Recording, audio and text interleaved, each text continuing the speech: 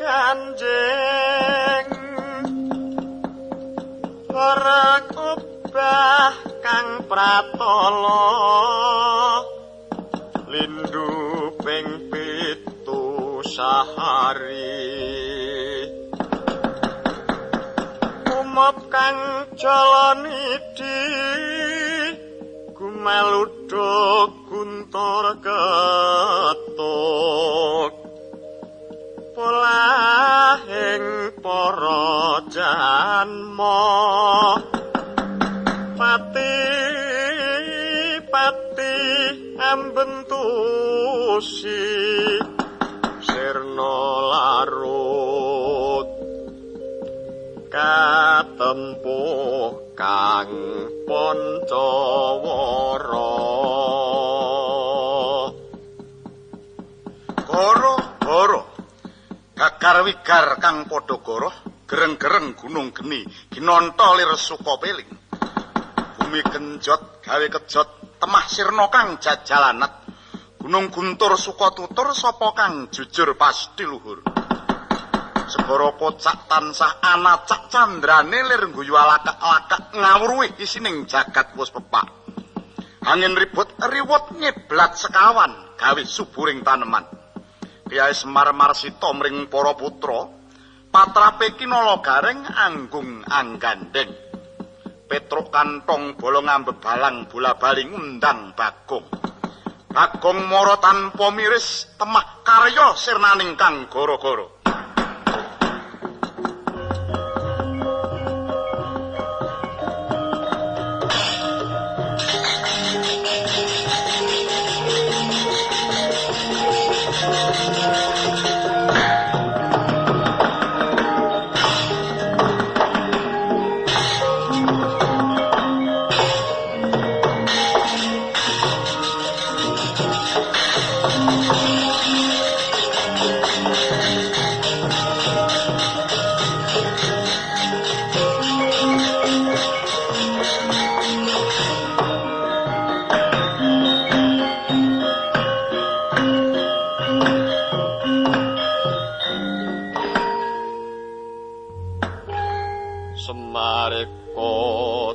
Prayitna cemuris iku ambale titi tunda kakak ngarang kapat mangsa candala titi tunda kakak ngarang kapat mangsa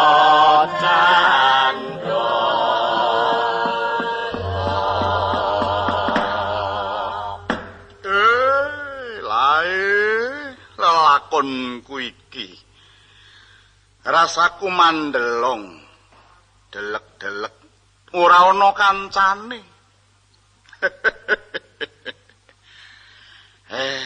yo coba tak sesendonan saka sawetara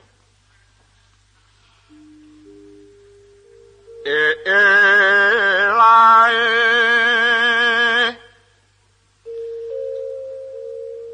lalakonku iki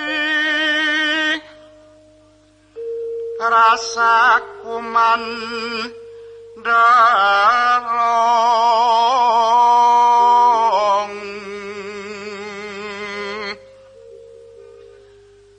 dalak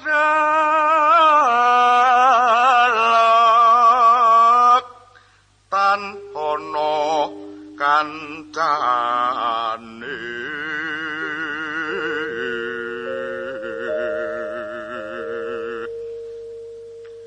anak telu lunga tanpa pamit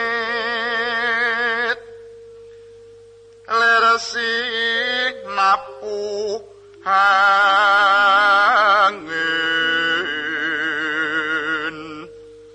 kek kalatu gemblong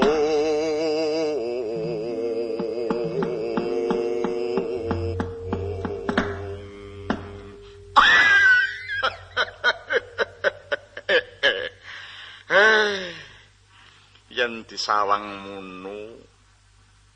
Aneh temen.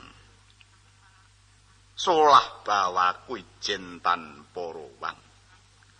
Beteke nggonku gawe panglipuring penandang. Kelingan lelakon jaman pisah karo bojoku Betari Kanastren wae nalika semono. Ora kaya ngene iki rasaku. Ning bareng kuncatan anakku tetelu, mongko nedenge bakal ana wigati. Kisruh atiku. Banget-banget pangresulaku. Kaya ana pepadang kang nyurung lakune bocah pincang. Yen ora kleru. Yen ora pangling nyawangku kaya anakku si Bambang Toronganku.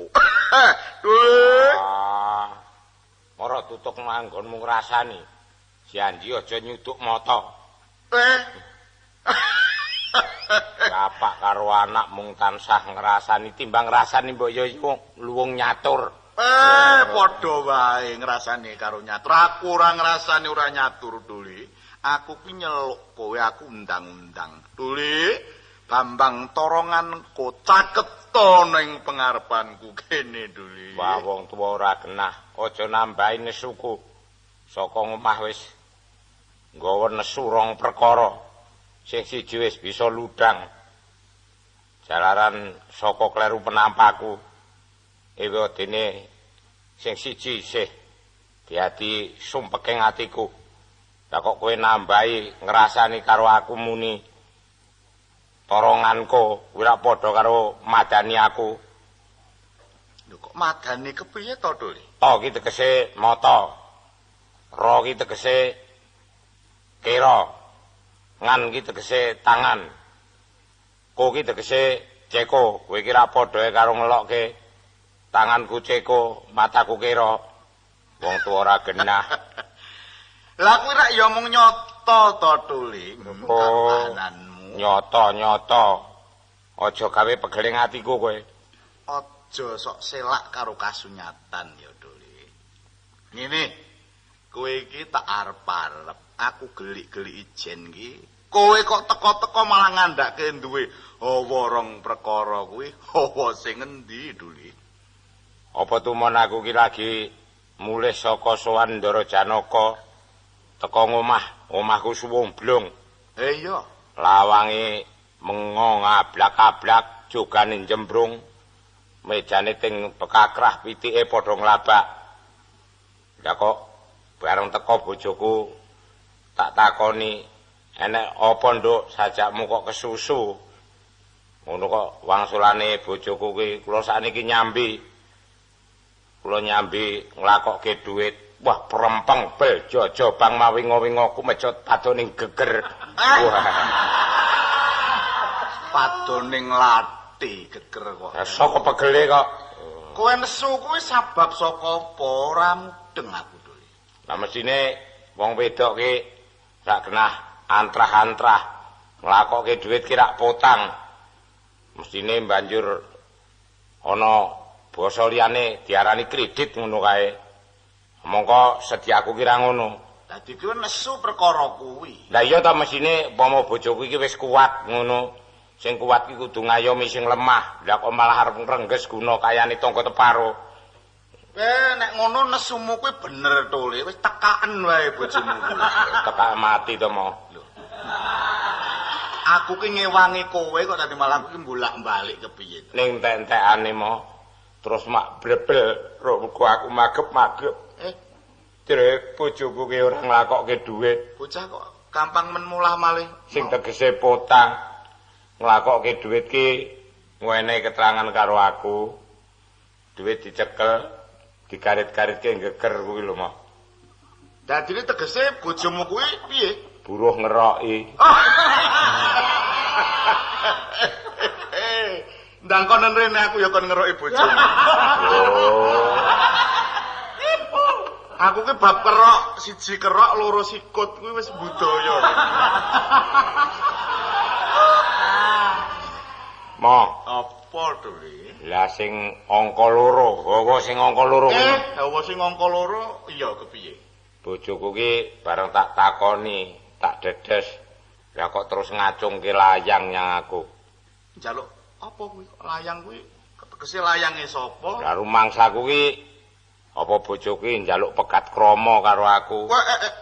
Toblas nek tembung pegat krama ki ra tumrape bendaramu. Weh, lah wong pancen abdine satriya ya kudu awik wicara. Kowe kuwi ora patut yen pegat krama ngono. Lah patute bubaran. Ya iya, bareng kono tak takoni. Pun sakniki cekak lan aose kula mboten M ki apa? Mas ngono diteluk M ngono. Kowe kuwi iya, bojoku ki nek nyeluk aku ra M to. Saiki wis 6.000 ki ora tekan kowe ngono. Kowe iki ya mung black ngono wae kok emas. Kula nyuwun panjenengan terangaken nek mboten panjenengan terangaken kula kebacut nesu selawase. Bab apa tulis sing kudu kok terangke? Lah iki layang iki lho tak gawa iki lho, Mas. Oh, bab layang iki. Heeh. Kene, Nduk. Kowe layang iki to? Heeh. Lah iya, layang kaya ngene iki to. Heeh. Wis nyok. Banyak kepiye to kuwi? Lho aku ku ya mung kudu ngerti layang iki kok wong maca aku ora permono kok ora ketok. Terange kowe iki ra iso maca. Lah surasane iki apa rak ya ngono? Iki enek tulisane dhuwur iki. Lagu Kinclong. Kinclong? Heeh. Ning surasane kaya dene badian ngono aku ora bisa mercaya. Kecangkriman ngono apa piye? Kira-kira. Ha coba tak rungokne. Heeh, nyomo rungokno.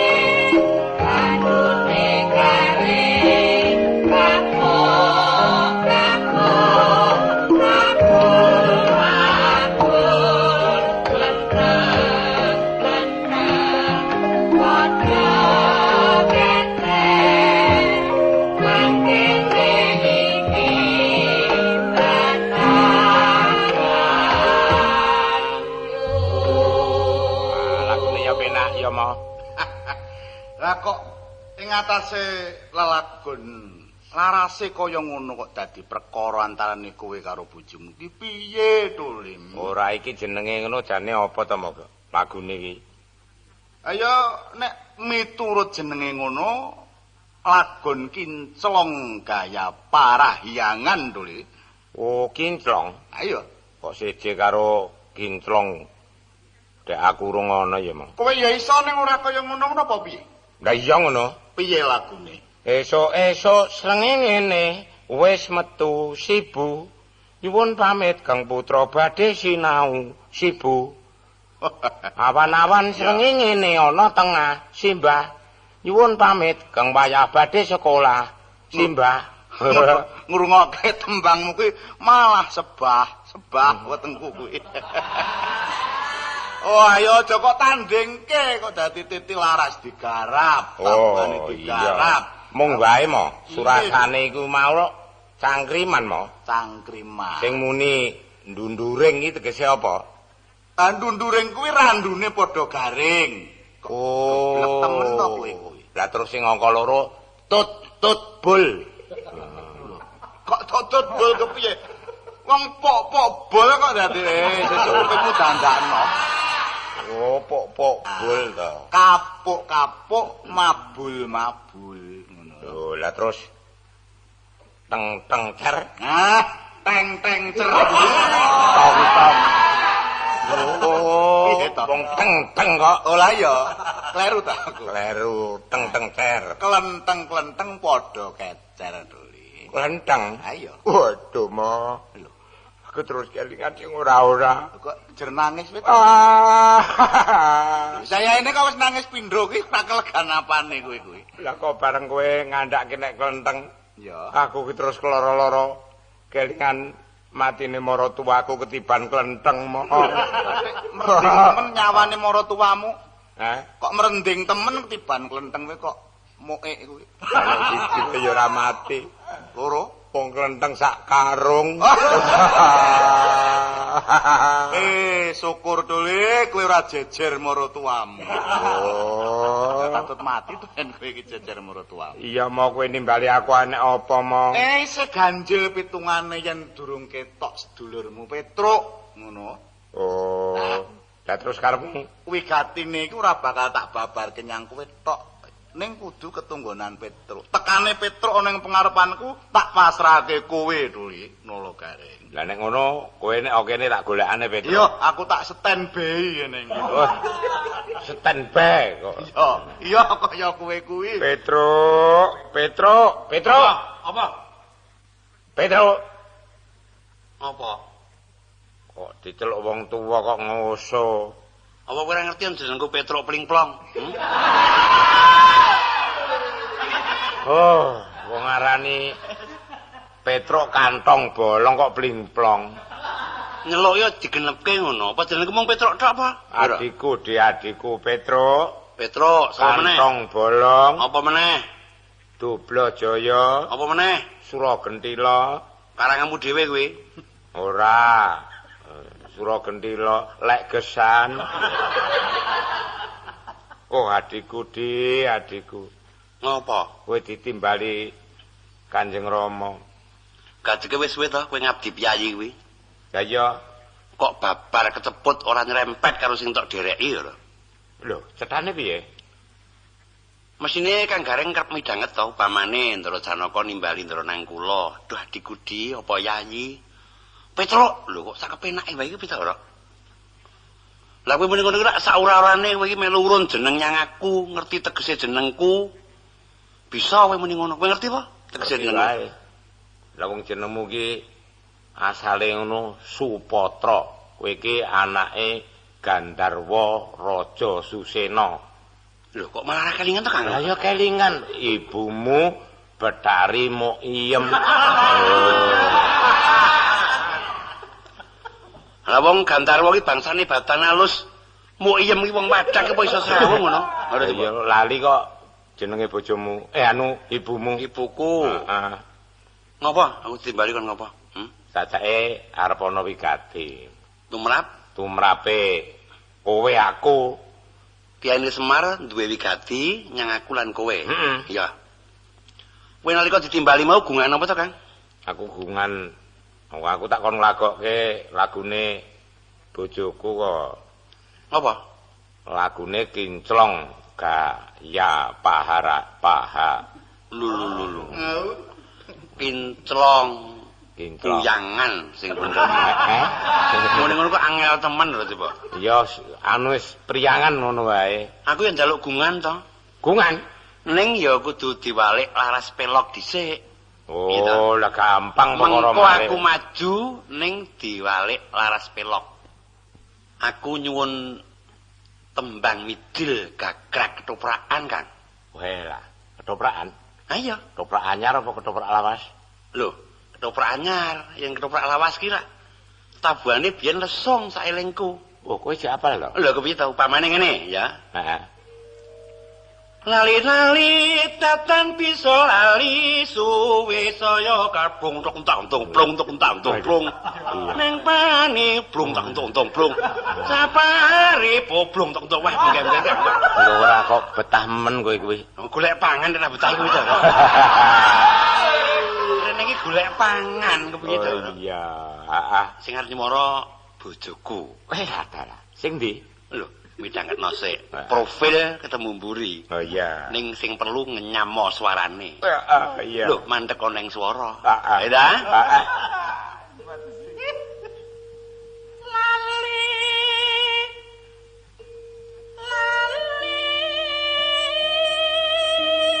Waduh, mati aku pedhot usus-ususku. Ususmu bolah kok. Piye suarane yen nyuwara sawangan lambene, Kang? Lambene Kaya wong biduren ya. lambene melambi-lambi.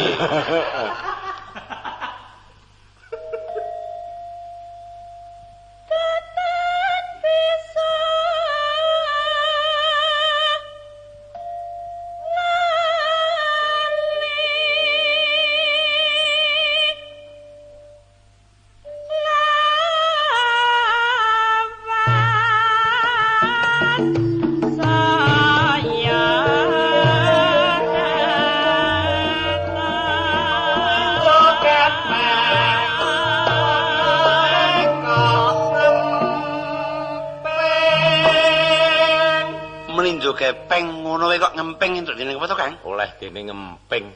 Emping. Yen topi pring ngene kok ngemping. Taping. Oh, taping. Yen tendela sirah ngene kok ngemping. Jendela sih. Tendela sirah ngono ae kok ngemping. Apa? Ora ngerti aku. Dening kuping. Oh, ngene kok ora ngerti ora. Oh iya. Terus, Nduk, aja ngisin-isinke lho. Kakangmu gawat.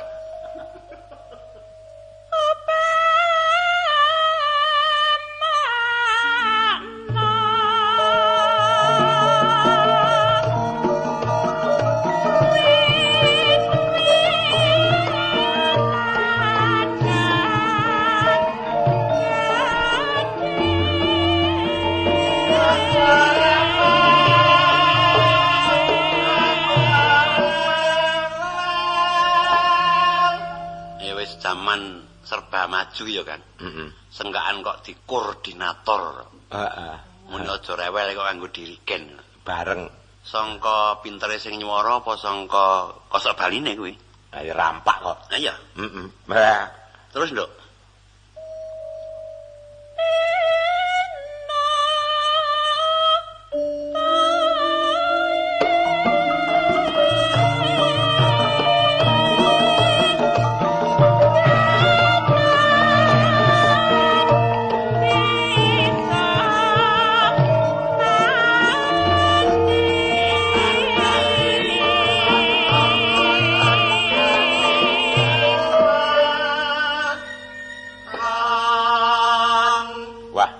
Ambak. Iki lek iso rampak bareng. Mengko nek jaman dhisik ora ngono.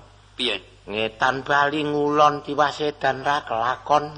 Ditembangke, tembang kok dijak guneman wantah. Tembangke no. Ngetan bali ngulon muni ya. Ngetan bali ngulon tiwasedan ora kelakon ya. Nembang ora pelok ora slendro coba. Laras kok tiba tengah-tengah. Bakune lak wani. Tekat-tekatan to? Iya. Anggere wong iso anggere tekat-tekatan kok. Kowe iki mung seneng nacat karo omah itu. Ayo karapo. Heeh.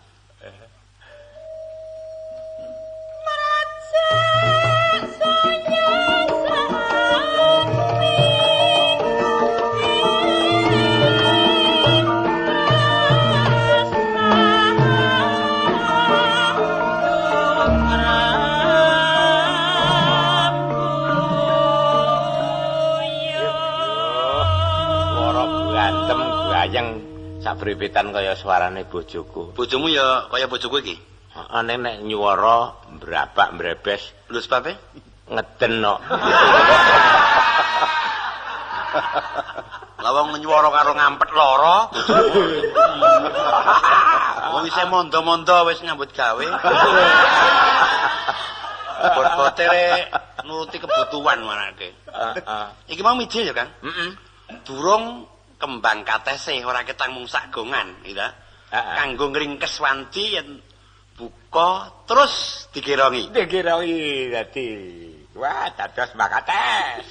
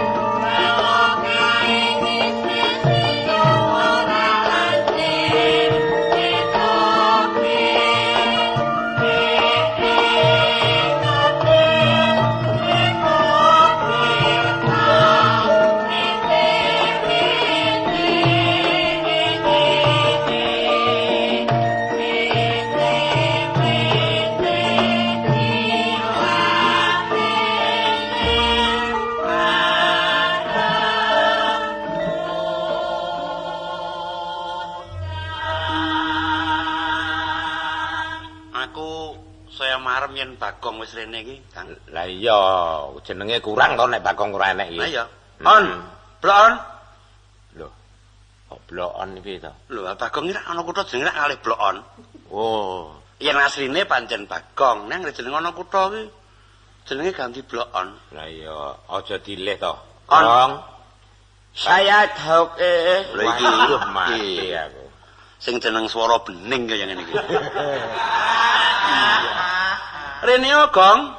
Wah, sajake arep entuk ganjaran saka Kang Kantong aku. Iya bener. Dewi Sowan Mara. Heeh. Sowan mara, sowan ngono wae. Pancen tak dobelke kok.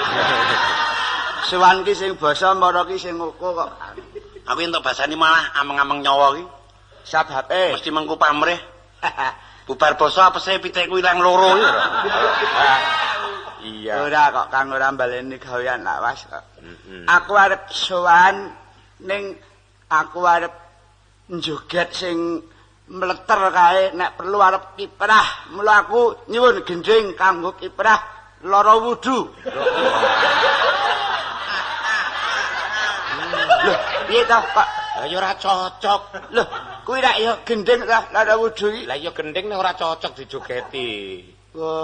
Nah, apik iki ayak-ayak trutur. Wah, apik. Iki banjukan kowe dadi layatan nang. Apa wis entek kok tlutur iki.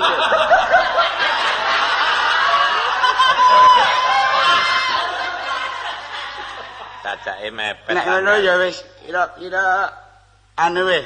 Napa? Tak jembuhke karo kahanan saiki ya Kang. Gus. Senengku nek sul lho Kang.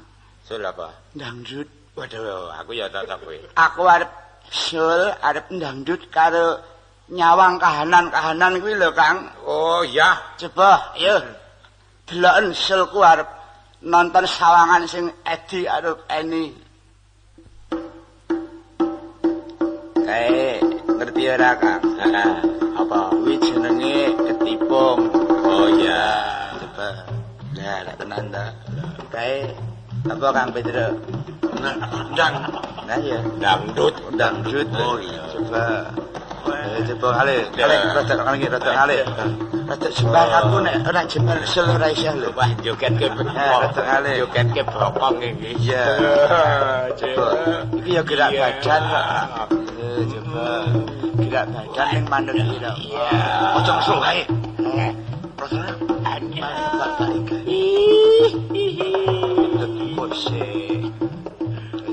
Dan kaya kethek ogleng iki Kang. Coba.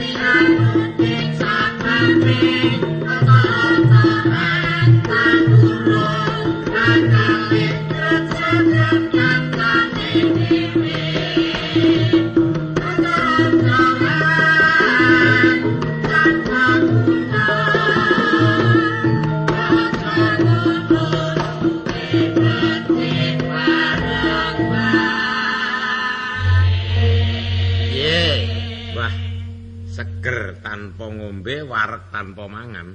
Coba kowe kajaba ngrungokke lelagone. Heeh. Ing kene nuduhke ampuing pirantine dhewe, Kang. Coba Kang Petruk, Apa? Piranti apa? bab gamelan kuwi. Lho sing ampuh pirantimu piye? Ora. Lah ya pirantimu ing babagan iki. Oh iya, dadi Kang Petruk iso ngrasake dhewe ing atase gamelan kok iso kena dienggo dangdutan. Oh iya. Coba. Iki ya luweh iki. Lah ya. Lah iki mok nggon sawang-sawanganmu kuwi nyawang sapa? Kuwi lho, Kang. Piye? Sing tak sawangi ora liya mung kajaba kahanan sing yen tak rasake saya mesake iki, Kang. Upamane apa kok andrelmen rasa kamenungsanmu? Coba kae, Kang. Gunung-gunung kae kok ketok doh gundul. Terus aku ki nek mlebu nyang alas iki kok nyenyet sepine ora jamak. Luwih-luwih anggere aku liwat turut pedesan. Oke, kalen-kalen sing mambek kuwi lho, Kang. Wah, nelongso atiku. Oh, kuwi ta? Iya, mongko jaman sing wis kepungkur. Ora ngene iki kahanane. Lirik coba gunung-gunung kae nek ketok ijo disawang. Terus alas-alas nek dileboni ya rumangsa bisa nrenyuhke nyang pikiran, kena kanggo penglipur, lirik ngrungokke oceh-ocehan manuk-manuk kuwi lho. Saiki kok wis arang-arang ya. Oh, wis ta. Paedahe gunung sing ora gundul, Iya. kuwi nyelametake kiwa tengene, ning yen gundul apa bakal ketrajang bebaya sing diarani terasi kae ngono. Anu Sik. Ayo longsor kae apa jenenge? Kae irus apa? erosi. Oh, erosi. Erosi iki tegese lemahe kropos gampang ambrol. Lah iya, iki bisa mahanani banjir to. Banjir walete ngebaki kali, temahane gampang lumeber menyang lemah-lemah sing ndek. Mula prayogane piye Kang Kantong? Trep kalawan anjuran-anjuran kang wis kulino tak rungokake, ya. Iya. Sing darani greget ana ing bab pengijuan. Antara liya uga nyenyubur tanduraning gunung kanggo nyegah bebaya-bebaya, siji banjir, loro longsor lan sapadane. Coba ngurangi kaendahan uga bakal mbebayani ngatasé lingkungan. Iya. Lah, kuwi lho. Iya. Terus bab alas. Alas ki pancen kaya jeneng durung genep jeneng alas yen ora ana isine. Ya bener.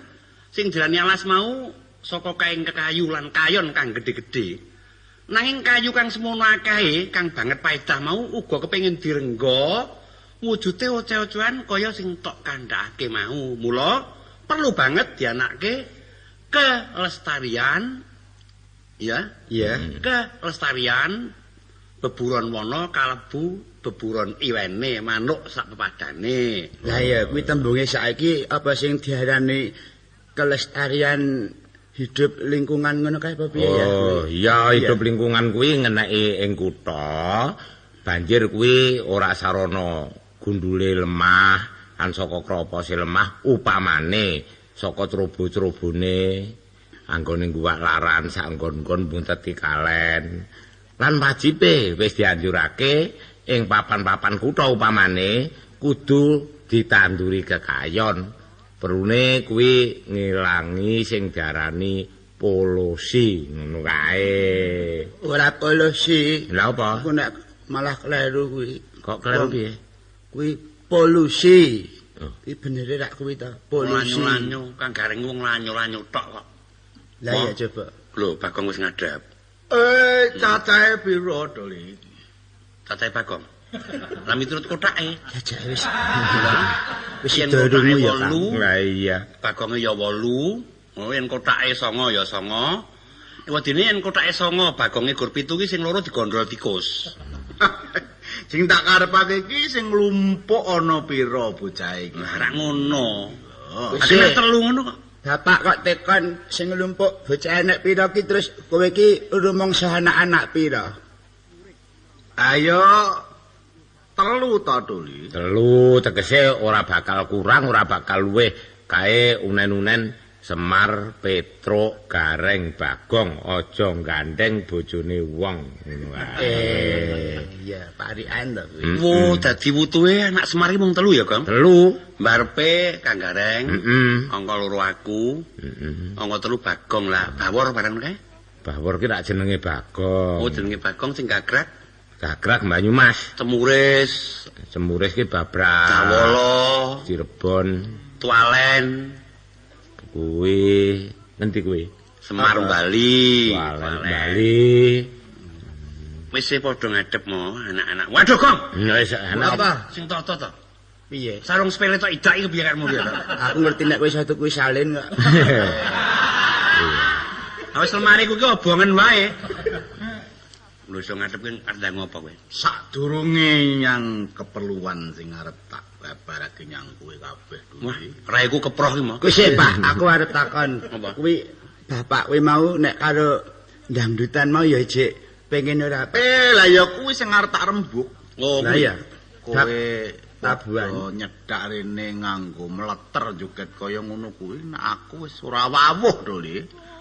Ya kudune nek pancen wis ngrumangsane sepuh ya wis kudu leren sing joget sing enom genti. Ning ngene ya, Gong. Iya. Aja ukuran tuwa lho. Piye? Enom tuwa kuwi ana umur, ala becik ana rupa. Ning lumrahe kakung karep ki padha wae lho, Gong. Ora kita ngromong kowe nuruti karep entek-entek mreteli. Lah iya. Wis ora kuat. Iya, nek Rama ki Ucape Petruk ki bener. lah nek dangdut ki wis ora cocok karo Rama. Lah iya ta. Ora Kaya gending. bapak kuwi rak paragane rak wis ora patut to nek Ora ndandut patut ngono kuwi apike gending-gending ya sing klesik. Ning aku wis tau lho dijaluki karo bapak. Bapak kan greneng bangsa kelenengan kuwi mesti njaluki gending iki. Oh, Cara iya. kelaru le njaluki. Upamane Pamane aku njaluk gending rejeb ngono iki. Nek sing dikarepke iki Kae karepku ora muni kuwi. piye? Kae penuju nyokot lemper lho. Saya Kang Petruk iki ya gawe wirang iki sak nggon-nggon coba. Pas madu karo lenengan ning pendopo terus sing ngendang Kang Petruk sing ngegong ki aku bareng tiba gong ki aku diceluk karo Kang Petruk. Gawe wirang to kuwi. enek apa? Lah Kang Petruk ki gong aku marah ta coba. Lah bareng ora enek gong iki aku di pisui karo Kang Petruk coba salahe sapa kuwi. Lah wong gong ki aku ngabani gonge tabuwen kok kowe salah tafsir to. Lah nek ngarani aja ngono wong jenengku Bagong kok diceluk gong. Aku marah ta nek pancen kok nabuh ki aja ngono le ngabani. Piye? Kuwi sing mlenthuk kuwi tutuken lho kudune tak ngono ta. Ayen patramu ngono nyilakane wong sak taruk ngono. Ora coba. Wong tembung ki ya, Gong. Ya, amit-amit sewu lho. Iya. Sangka awake dhewe iki sugih tembung marake. Lah iya. Bola-bali tak ucapake. Wong padha-padha wujute wae yen nggone kuwi beda wis jenenge beda ki. Upamane Yen ana sirah jenenge rambut. iki ngilmu perambutan. Perambutan. Yen ana dhuwur mripat jenenge apa? Apa Kang? Alis. Alis. Sing dadi tebeng mripat Idep. wulu irung Brengos. Wis sik. Kowe iki ya kuwatan nyandhaki wong wulu irung kok brengos. Ning ra cedhak karo irung. Oh, iya. Perkara cedhak ki akeh tunggale. Mulu irung ki jenenge breng. Ngeta, yen mulu dhuwur lambe jenenge ngos. Mula loro mau yen docapke pisan dadi brengos. Ngeta. Anu kuwi nggon matematika ora. Iya. Burung mulu sak ngisoring tutuk. Nah, kuwi. Apa? Kuwi saya mengisar ya. Lah iya ning aku yang ngerti kabeh. Kuwi jenggot. Kleru. Lah apa? Mulu sing ngisor lambe kuwi jenenge jeng. Mulu sing ana janggo jenenge nggot. Loro ki diunekke pisan dadine jenggot. Oh, nek ngono aku nek krungu kuwi jengmu kuwi cukure ngono ya. Ayo bisa to. Ya tekan kuwi wae aja dibacotke kok dadi piye to. Nek Jawes le apa Jawes le? Jawes. Iya.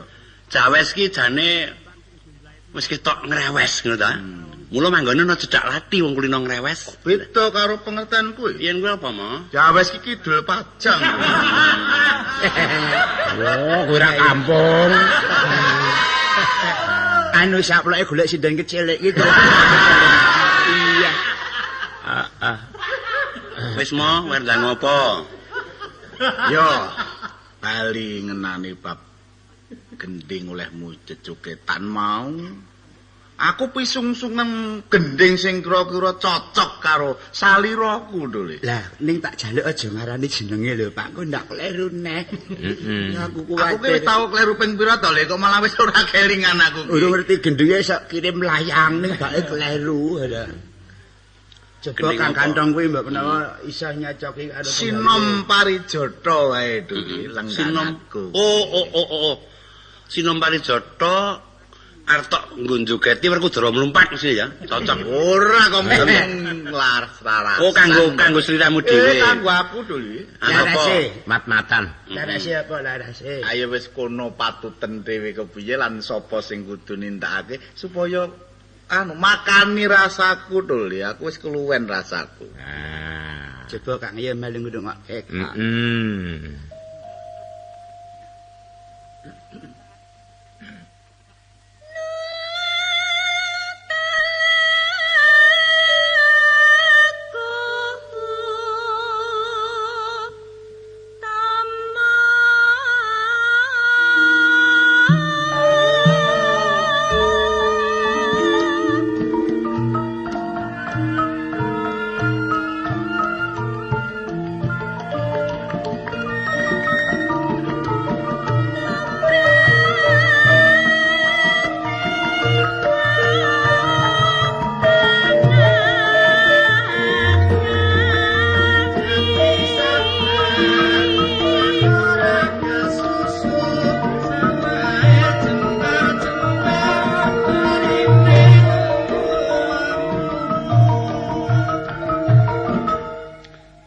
Iki ajalmu to, Gong?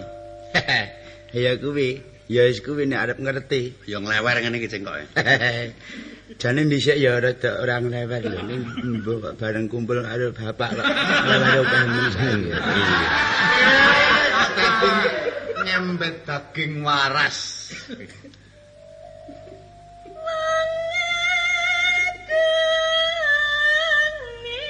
Ning semu, ada Gong?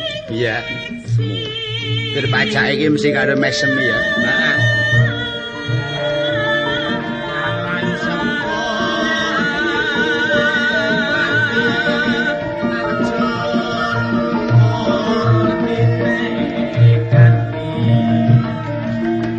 Ngono ya ngono.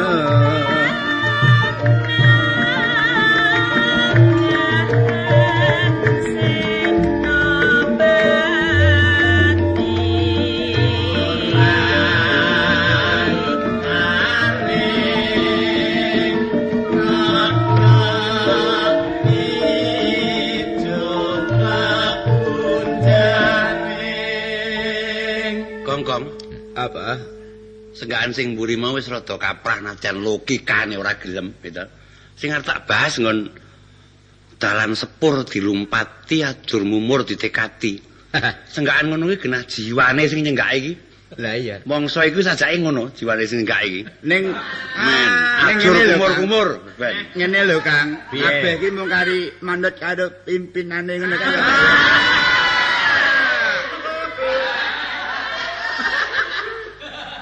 Lho, aku ngono kok yen penuju aku lali. Mongko kerep lali kuwi. Iya. Kerep ora eling ya.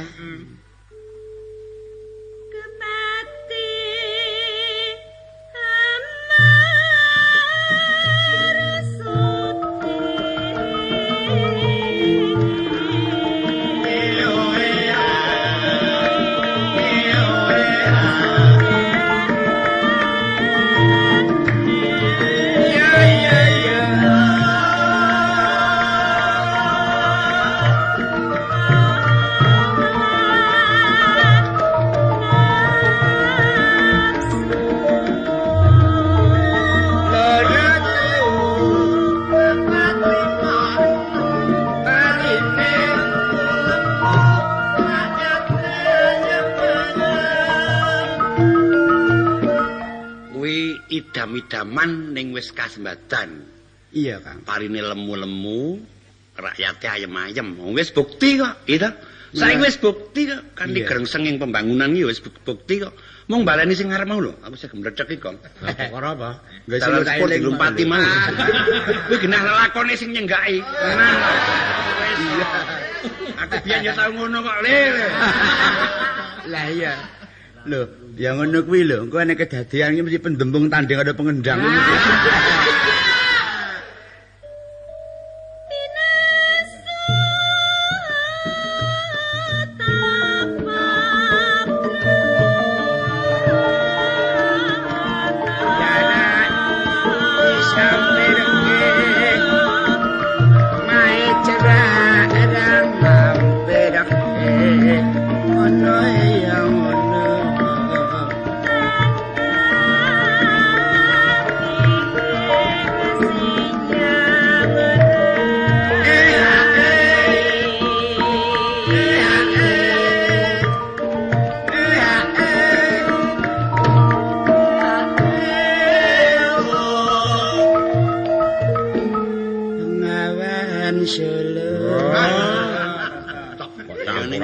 Nadane gelem, nggon-ngonane kleru, ngono. Ambak nggon kleru kok ya ketok ya. Maka nek aku ki ya mung sak nggon-nggone ya jane. Sak nggon-nggone kleru ngono ta. Iya. Ora kok sak nggon-ngon kleru pancen kuwi jarak kerep kleru kok. Wong kuwi duwe aji ampe awur-awur ning mana. Ana kene iki petingane FC Blok-on ngono kene. Ning aja ning Kang Kantong ya ora slamet ki awakku. Ora apa? Wah, semono lho sing ngayomi nyang sedulure enom iki. Lah iya, adikku kok. Yo.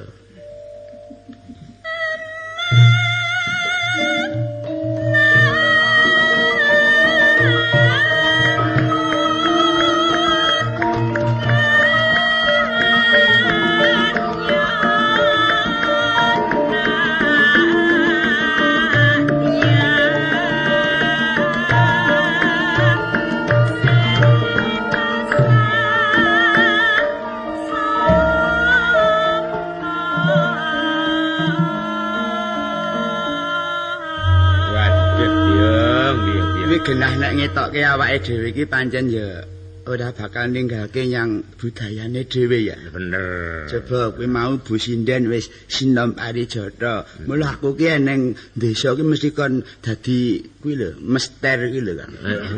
Apa kuwi Kang? Sesuk ngajari kae apa? Mester. Master. Oh, master. Heeh. Anu aku ya wis tau kok dijaluki kuwi lho. Karo Ibu Taman Anak-anak. Pak Bagong, mbok kula diajari nika tembang iris-irisan tela ya tak tembangke. Kowe lah ya. Coba engko benerana ya, Kang Kantong karo Bapak. Iya to, Dik. Amarga aku kuwi diluputke ora trima lho. Aku yang nggondali pauger aku dhewe. Bener ngono. Ngene. Iris-iris hantela la la la madu salele manuke podhang unine ku engku ang unine ku engku ang unine engku terus ang lho iki disalah lho coba Kang Kantong kuwi sing ngerti coba. Pancen kowe iki wong sing selawasmu ora tau luput kok. Lho ya ora pancen menungso kecandangan luput. Ning nek bab iki aku ya ngerti to, Kang. Unine engku ang lho coba. Dak penak to kuwi. Lho kowe iki mung njaluk dibenerke tok apa dituduhke luputmu? Ya coba nek penemumu piye? Kowe nuru-uru nang omah iki rumangsamu aku ora ngrungokke apa? Ora. Sing ndi? Padane kowe gawe tembung sak nggon-nggon. Saka srengenge bumi gunung kamping kulon mula anglembara mati ten kapakno eman wong bagus matine ditotho ngayam tembang pirang Kuwi angkere tembang opo? ya mbok takono nang Bagong eneng aku. Piye to, Bos? Kae Piye? lek kowe nemu nang nggon Pauwang kae, mbuh Sing garap sapa terus tak apake tekan omah. Aku urung tok bener. Kok Kuwi jenenge tembang kabur. Lah saiki kowe bener njaluk beneran karo Petro. Njaluk beneran to bener. Kowe iki wong tuwek ya ora turis. Muni mung paton muni. Matur muni wong aku wis tak rewangi ngomong kok. Beneran iki Iya, njaluk bener karo Petro. Sing bener ya unine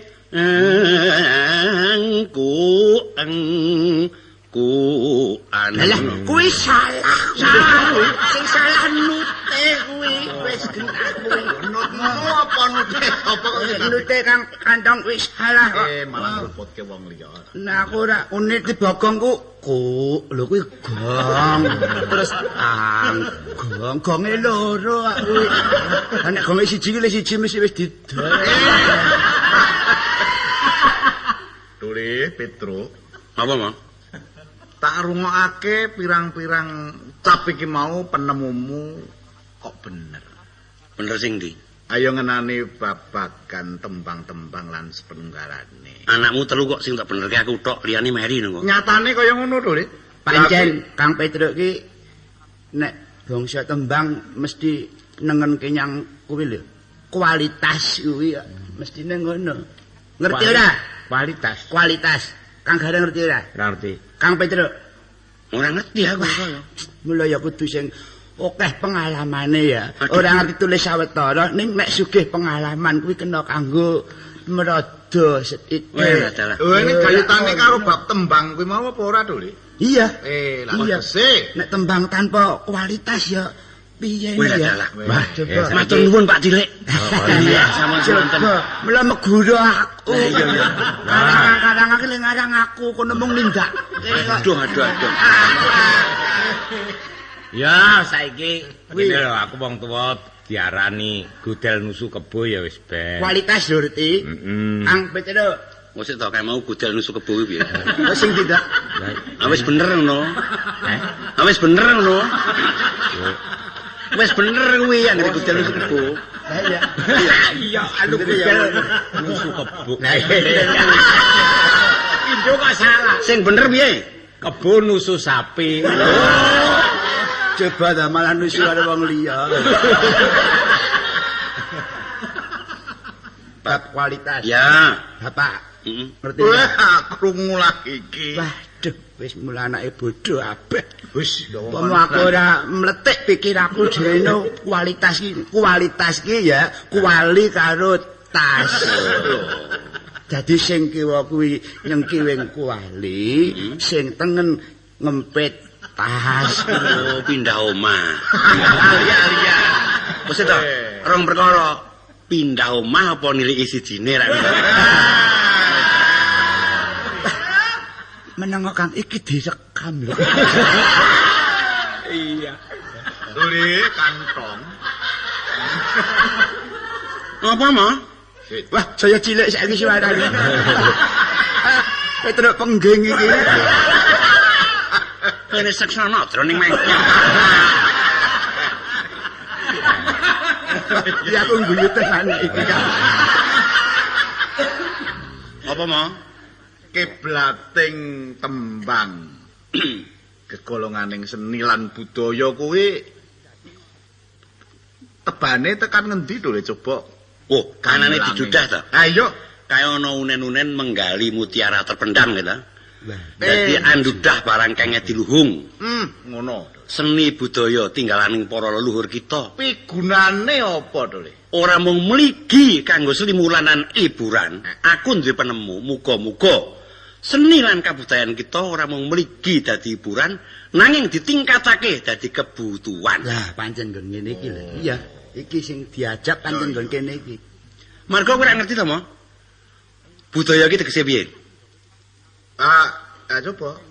Dulur-dulurmu kuwi. Bagong, Apa? budaya iki tegese piye? Hah? Kaya ono tekoke aku lho. Lah ya. Mahasiswa lho aku. Ayo Budaya ya. Heeh. Budaya genah kuwi bojone Pak Doyo. Oh, wis. Nah, ngono kok ngakune mahasiswa. Lah piye? Oh, ya sukae ora ngerti kowe iki. Budaya kuwi bahasa Sanskerta asline. Saka lingganing tembung but lan daya. Angen-angen kang mbabar kaendahan, dene munggo kaendahan mono jembar tepane. Endah ana ing sarawung, endah ana ing pergaulan, endah ana ing nyambut gawe, endah netepi wajib lan endah ana ing panembah. Margo sak temene pirang-pirang dina iki aku krungu slentang-slenting tangga separuhmu kok ora mathuk nyang kowe. Disebabke apa? Ah ngene, kuwi eneng sambunge Kang. Pancen aku rada mangkel karo tangga teparuku. Perkara apa? Oleh nyita nyang wektuku kuwi coba. Lho, kepiye Coba buktine? to. Aku nganti rasa mikir keluarga omah. Mongso anggere ning bayen kon jagong, eneng layat kon layatan coba. Lah Kuwi iya. ra padha karo nyita karo wektuku to kuwi. Coba. Gong. Iya. Bagi rumangsa wis urip dhewe ngono. Iya. Lah witekno wong kowe ora nguripi aku. Lah iya, besok yen kowe mati apa maneh? Mara nang kuburan dhewe. Ah perkara mati dudu urus aku wis ora ngerti apa-apa kok. Lah kowe jenenge wong ora umum. Kowe ora umum, ngono ta? Lah piye terus? Ngelingkonen uripmu kuwi sawijining makhluk kang duwe kapribaden, manungsa kang duwe kapribaden, ana sambung rapete karo sing diarani budaya, ngono ta? Margo kawruhana lho, Gong, budaya mono ana sambung rapete karo sing diarani jiwaning bangsa. Muka ora tau ngrungokke pangandikane para pinter. Keperluan-keperluan pribadi mau kudu sak ngisoring keperluaning bebrayan. Yaiku manungsa kang weruh ing kewajiban. Angka 1. Angka 2. Ana nggen bab sarawung, aku kowe kudu krasa yen ing Nusantara mau madeg sarta dumadi ana ing pirang-pirang kepulauan, mula aja pisan-pisan mbedakake antar suku. Yen kowe isih duwe cak-cakan sarta cara mengkono, ana ngendi dununging panembahmu, ana ngendi dununging kamanungsanmu, ana ngendi dununging bebrayanmu, lan ana ngendi dununging panunggalmu. Ngono. Ora wis akeh to tepa tulodo. Iya, nek ngono sing luput aku ya, Kang. Lah ya genah. Pancen wong urip iki butuh serawung ya. Sekabeng tembung apa wae sen ora bisa pecah kudu disarasihake. Bener. Sing kanthi mufakat ada dasar kekulawargan. Iki lho lagune